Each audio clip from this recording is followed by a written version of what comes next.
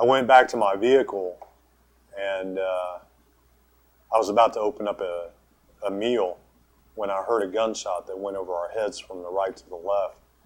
I immediately stepped from behind my vehicle, and my Marines were already discharging their weapons towards the protesters. I unslung my weapon, and I put the weapon up into my shoulder, and I began to fire. When everything was said and done, we went and did a reconnaissance of the bodies. We were looking for weapons. And I remember looking at the bodies. They were wearing the traditional Jalibon, white Jalibon. And it was completely soaked with blood.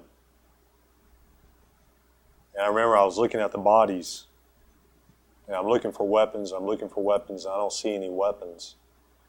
And then I look up, and about 50 meters away from the protesters was some RPGs that were lined up against the wall. And I thought to myself, they had the capability to fire at us if they wanted to, but they didn't. So that means that they were holding a protest, a peaceful protest. And then all of a sudden in your mind, you realize that you just murdered some people. 20 minutes later, a car sped into our checkpoint area, and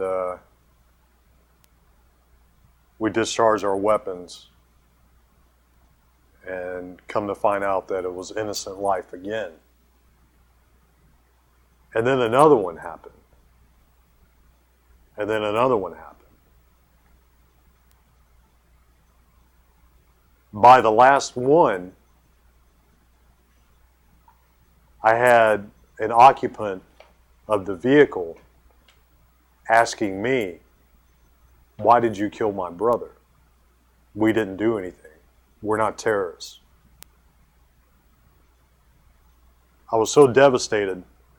My commanding officer, Captain Schmidt, he came up to me and he said, "Staff Sergeant," I said, "What's wrong? What's wrong? You look a little under the weather." And I said, "Well, today's been a bad day, sir. We've killed a lot of civilians." And he said, "No, today's a good day."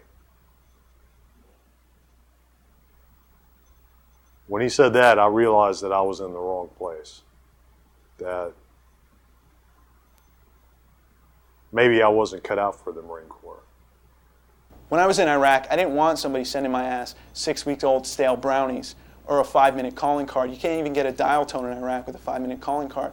I wanted them to get me and my friends' asses out of there, and for none of us to die for no reason.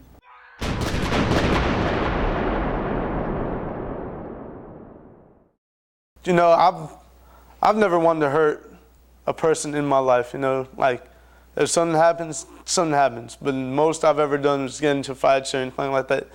I've been to Iraq. I'm not even infantry, you know. I'm trained on my weapon, but I'm not trained to, you know, go out and just shoot somebody, you know. And we had 2 occasions where we got fired upon, and me and the 3 other people that were on the bridge had to fire at this person, and we have killed 2 people, you know. I'm a mechanic, you know. I'm not supposed to be going out there killing people. I killed 2 people, and I don't like it. I was like, I'm not trying to do that anymore.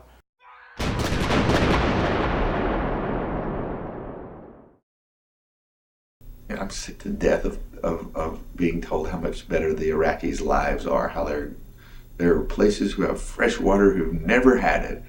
Well, whoop-dee, you know, they list the problems we have in the United States of America that really are serious problems that need to be addressed. Things like health care and education and taking care of our military in a real way.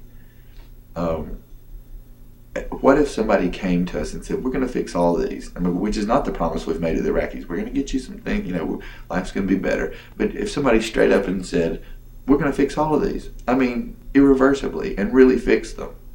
The only thing is, we're going to kill tens of thousands of you. We're not going to tell you who it is. Would you sign on to it? It might be your mom. I mean, okay, fresh water is great now, especially if you've never had it. Is it worth your mother's life?